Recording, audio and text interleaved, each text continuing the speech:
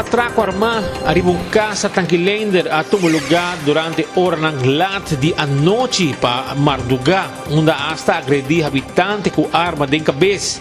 Dapat sa domingo Marduga, passada de meia-noite, com a suceder atraco aqui de casa Tangkilander, polis na nga hayong llamada de algo estranho na adressa e chegada resulta que estava um atraco.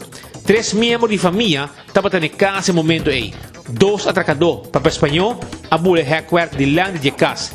Adrente surpreender dona de casa e pareja tabatatei e na Hamburg também. Ora que you abai reclamar a situação, abira vítima de agressão mesora. Na tabisa, foi atracador na tabatati arma de candela calibre 45 mm e 2 atracador a passamang pa 5 celular smartphone que tabatati na casa e que propriedade de família.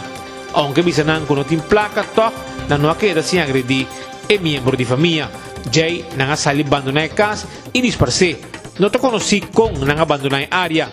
A comissão búsqueda da mesora pemo visionan sospechoso, mirando que um atraco armado a notificar atraco team que também apresentar para atender que estão com a vira vítima. E atracadona a baila catama bote whisky para fo na entrada de casa, sa ginanta material não que ajuda na saca evidência.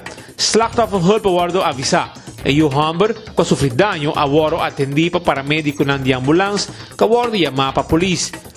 Ahibe hospital, pa waro mirar pa doktor tambe, para mirar sa sangue, arriba sa kurba. Mas pero ka autoridad po nimang, arriba e atracador ng aki, ko alaga un família na Tangkilander de un susto basta pisa, ja domingo Marduga.